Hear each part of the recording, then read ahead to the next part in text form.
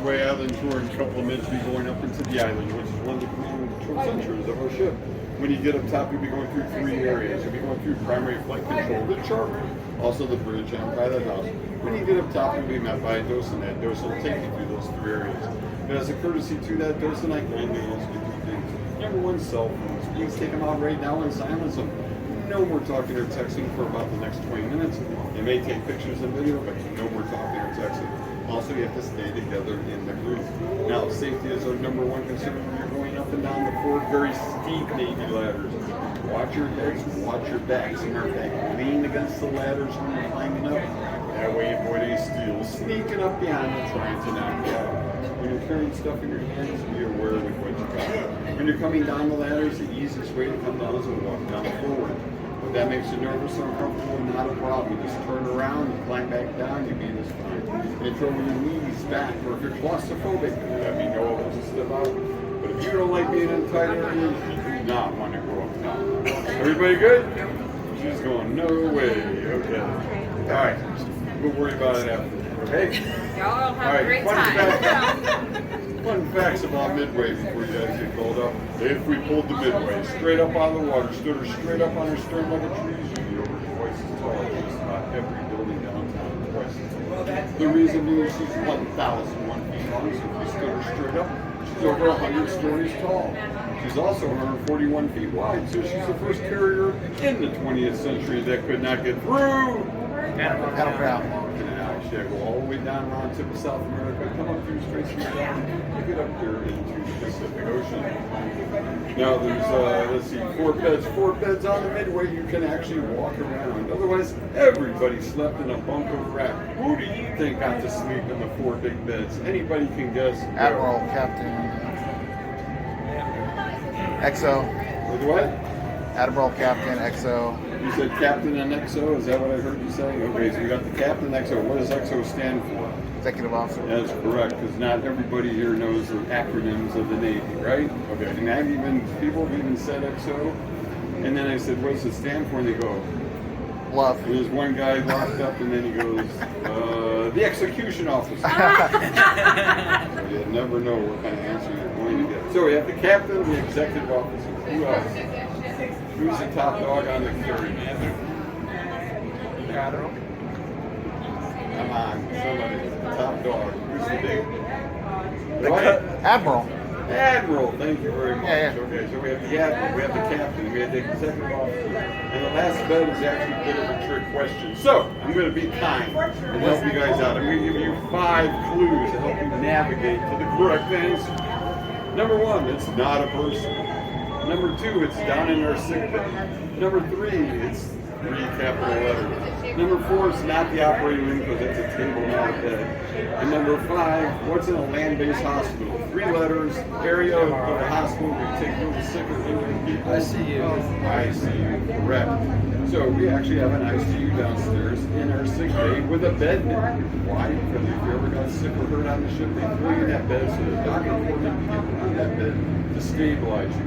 Once they stabilize you, they're going to bring you up here to the flight deck, throw you in a helicopter, fly you back to the beach, because they didn't have time to do a sick or hurt. Makes sense?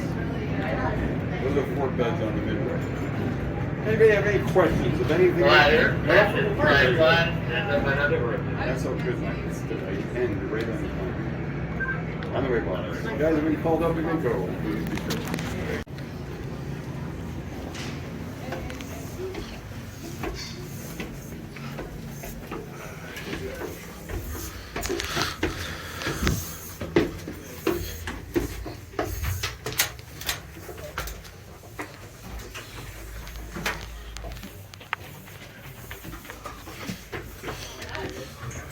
It is pretty claustrophobic. I think you probably wouldn't like it.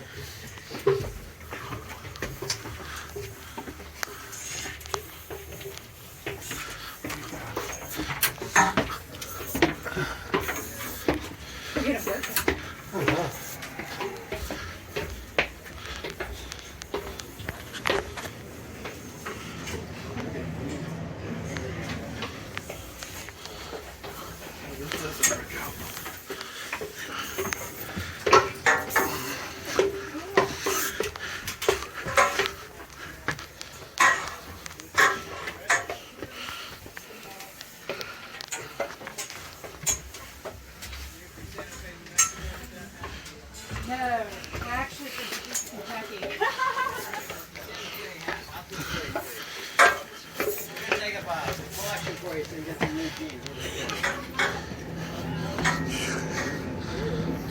Oh, okay.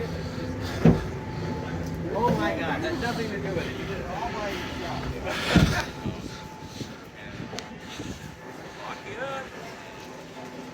I can't do that, man.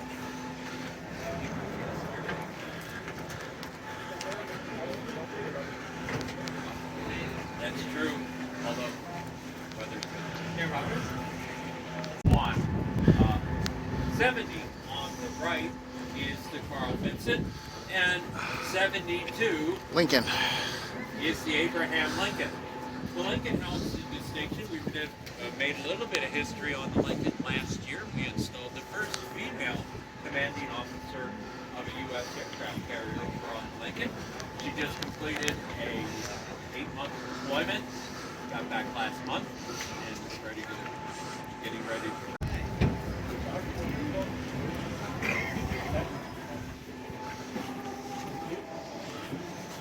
That goes right over there.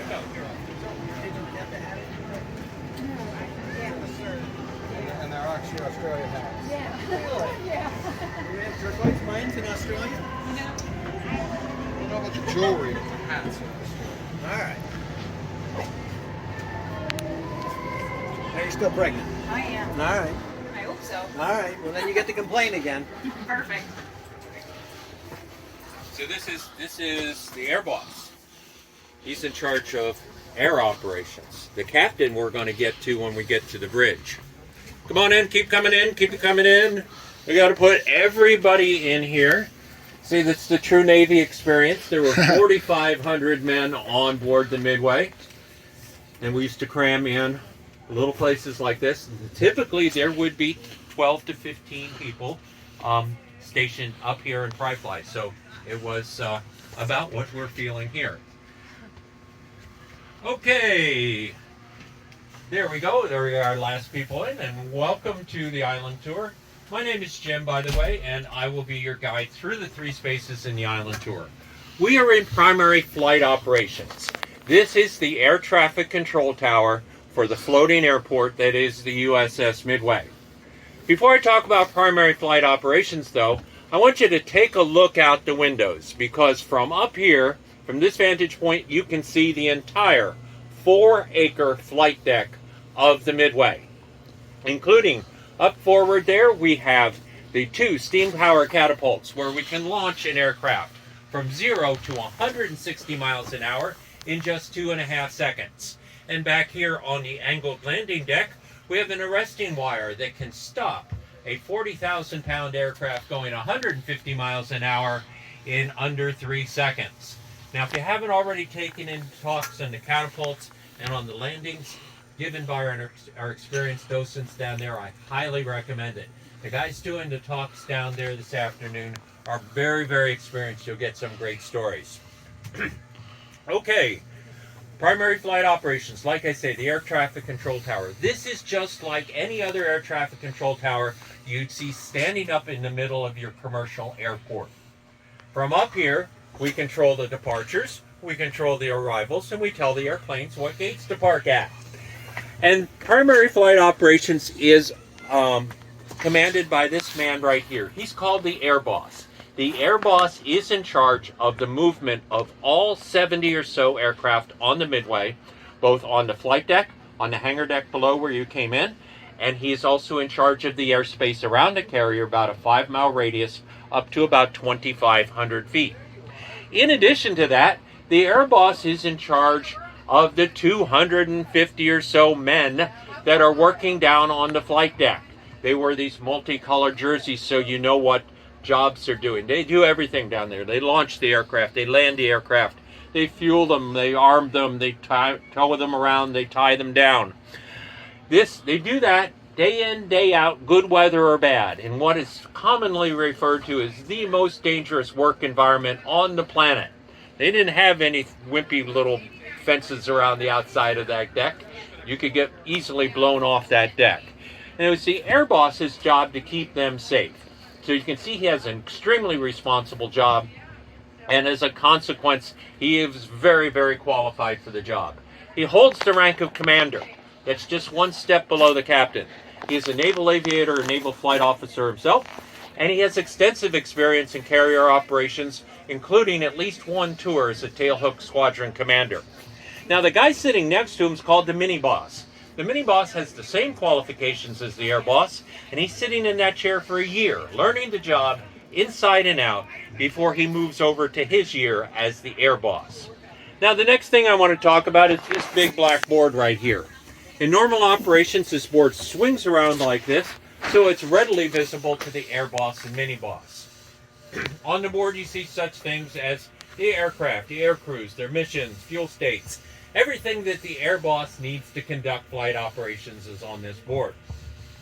Standing behind the board is an enlisted man. He's got a headset on and he's getting all the latest information, and he keeps this board updated by writing on it in grease pencil. And he's writing backwards. It said he gets so good at writing backwards on this board that his letters home to his wife or his girlfriend or both have to be read in the mirror. Anyway, the names you see on the board are actual air crew from the Midway that were either killed in action, missing in action, or taken POW during Midway's 3 tours in Vietnam. So this is a spot for us on the ship of remembrance and honor. Okay, so that's a little bit about what goes on here at Primary Flight Operations. We're now going to move one deck down to the chart room. So if everybody would please follow me.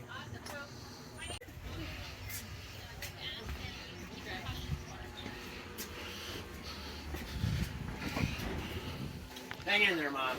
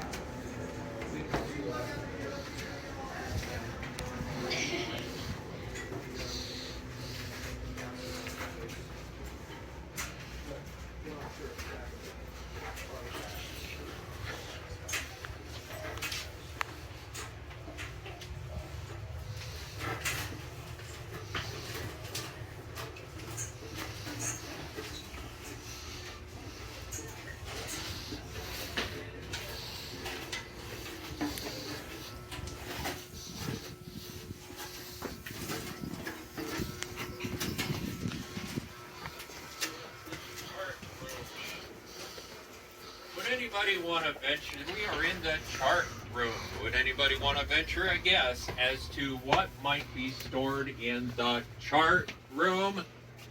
Sure. Maps? I heard somebody say maps.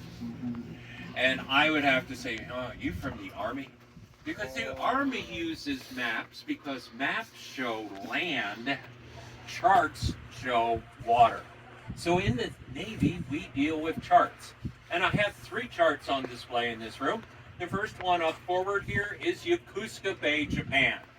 And that's significant to Midway's history because for the last 18 years of her service, Midway was home ported in Yokosuka Bay. She was the first U.S. aircraft carrier not to be based in the mainland United States. It's called forward deployment. And ever since Midway, we have had an aircraft carrier forward deployed in Yokosuka. Currently, it's the Ronald Reagan. Well, it's a long ways away. Why would anybody want that duty? Well, I'll tell you, the guys during Midway's period in Yokosuka really liked that duty. I was just talking to one of them on Tuesday. He says he liked it for 2 reasons. The first is, you're all the way across the Pacific. Unlike those two carriers you see out there that go out on deployment for 7, 8, 10, 12 months at a time, they have to go all the way across the Pacific and all the way back. So their deployment cycles were much shorter. They were home a little bit more often. They liked that. The other reason they liked it was since it was your home port, your families are also based in Yokosuka. So you get the advantage of living in a beautiful country such as Japan, but you're on base and you can shop at the PX every night, all the comforts of home. Now the second chart we have is under the case right there, and that's Subic Bay, Philippines. And that's significant to Midway's history during her 3 tours of Vietnam. During her Vietnam service, she's typically spent about 30 days on station off the coast of Vietnam doing air operations, take a week off, run back over to Subic, resupply, and I've heard maybe party a little bit, just a rumor, and then get back on station. The third chart on the counter there on the table is, should look familiar, that's San Diego Bay. And that is also significant to Midway's history because this is where Midway was decommissioned in April of 1992 after 47 years of service, the longest serving U.S. aircraft carrier in the 20th century. Now up in primary flight operations, I said the air boss is in charge. Down here in these spaces, the navigator is in charge. The navigator, like the air boss, also holds the rank of commander. He is also a naval aviator or naval flight officer, and it's his job to know where the ship is at all times. And that's not all that terribly difficult when we're tied up to the pier here in San Diego. We just look out the portal and say, yep, still San Diego. But when you're out in the open ocean, it's an entirely different matter. The navigator during the days of Midway's operations, during the last days of Midway's operations, basically had 3 types of navigation. The first type of navigation was called pilotage. It was used when you were within sight of land. So if we were coming into San Diego Bay, the navigator would set quartermasters up on either side of the ship, assign them a landmark, such as the tower at Lindbergh Field, the tower at North Island, the Cabrillo Lighthouse. And at certain time periods, they would take a bearing, basically the angle between the ship and their assigned landmark. They would call that bearing up to the bridge, and they would mark it on the chart. You can see where those bearings are marked on the chart, where 2 or more of them cross. That's called a fix. That's the location of the ship at that exact moment in time. It had the advantage of it was quick, it was easy, it was low tech, and it was actually fairly accurate, plus or minus about 100 feet. You have a 1,000-foot long aircraft carrier, close enough. But it was only good when you're within sight of land. What do you do when you're out in the open ocean? Well, you go back to the days of sailing ships, where we sailed by the sun and the stars. It's called celestial navigation. In celestial navigation, we take an angle between the horizon and certain navigation stars using a sextant. There's a picture of a sextant here, an actual sextant in the case back there. Using that angle, very accurate time fix, and a lot of complicated math, you can figure out where you are any place on Earth, plus or minus a mile or 2. The last type of navigation he had was a very rudimentary form of radio navigation, and the box on the end of the counter shows that. Now, what does the up-to-date navigator use on the current Nimitz-class carriers? Well, he just pulls out his cell phone and goes, "Hey Siri, where the heck am I?" And Siri sometimes answers. He uses a very sophisticated form of GPS. But I can assure you that the navigators on these current carriers still use and practice pilotage and celestial navigation, because you never know when the cell phone batteries will go dead or something happens to those satellites. Okay, so that's a little bit about navigation. We are now going to move on to the navigation bridge. So if everybody would please follow me. Where are you joining us from? Kansas City. Okay. Yeah, we got a wedding later, so a couple days ago. I told him, I was like, you gotta go see it. I was like, I've been through here before. It's pretty cool.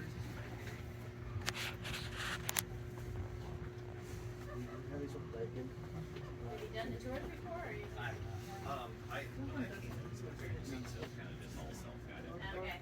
So, like, yeah, walked in, you know, and like, we're kind of just looking around.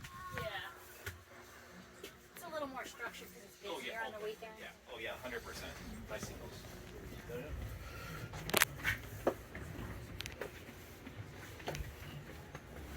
So you're gonna go in?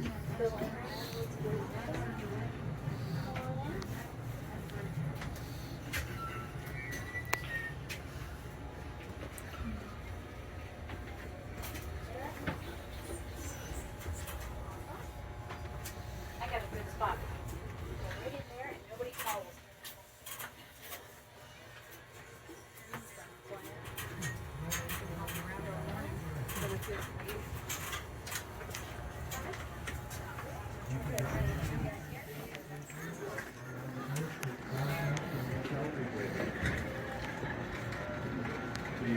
little bit more room to wander around, take a look. Please feel free to take a picture of anything that's you. There's nothing in black color. Okay, welcome to the navigation bridge. This is the command and control center for the USS Midway. You'll notice we have two chairs up here on the bridge. The first chair on the starboard side says Gator on it. That is the chair of the navigator. And on the starboard side, or on the port side here, we have a chair that says CO, and that is the captain's chair. You're more than welcome to sit in either chair, but I can assure you that during the days of Midway's operations, nobody but nobody sat in that chair other than the captain, unless he wanted to take a tour of the brig. Now, the captain was the old man. Think of that. 45, 47 years old, the old man. He typically held the job for about a year. That's not a very long period of time, but there's a reason for that. It's a very, very tough, demanding job. You're on duty 7 days a week, 24 hours a day. And typically when the ship was underway, the captain could be found sitting in that chair probably 70 to 80% of the time. So you can see, why would somebody want a 7-day-a-week, 24-hour-a-day job? Well, we'll give you an example of that. Midway had 40 commanding officers in her 41 years of commissioned service. 30 of those 40 went on to become admirals. So it was a good stepping stone in one's naval career. So I said the captain sitting in that chair 70 to 80% of the time. He is not, however, running the ship on a day-to-day minute basis. There is a bridge crew up here 24 hours a day, 7 days a week to do that for him. Typically standing right here would be the officer of the deck. The officer of the deck is the officer that the captain has vested the authority to run the ship on a day-to-day, minute-to-minute basis. So when the officer of the deck speaks, he's speaking with the authority of the captain. He has other officers to help him, junior officer of the deck, junior officer of the watch. Typically, these are lieutenants in their mid to late 20s, early 30s, working their way up through their naval career.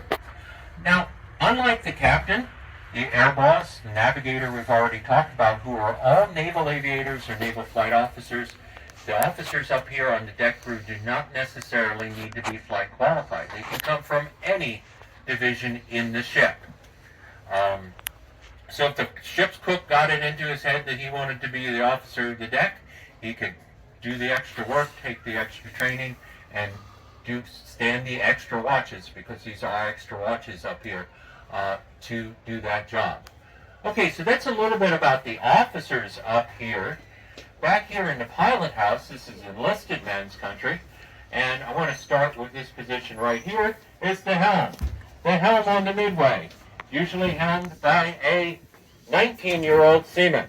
A little long in the tooth for that one, but 19-year-old seaman. Think about it, a 19-year-old driving a 70,000-ton aircraft carrier. I don't give the keys to my car to my 19-year-old, but he's just following the orders of the officer of the deck. So if the helm is the steering wheel, the next thing I want to talk about is this thing right here. It's the engine order telegraph, and it is being manned by the lee helmsman. So if the officer of the deck says, "Lee helmsman, all ahead flank," would you be my lee helmsman? Turn that knob right there all the way to flank. Very good. You are now qualified to operate an aircraft carrier.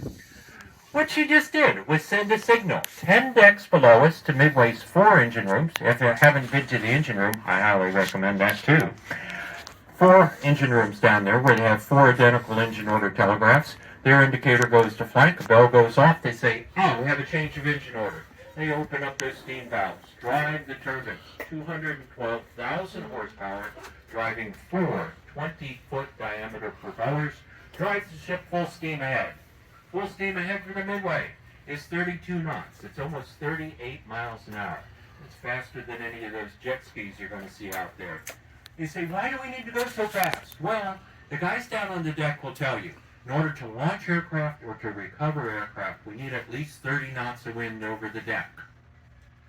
We got maybe 10 knots of wind out there, sort of dreary day in San Diego there.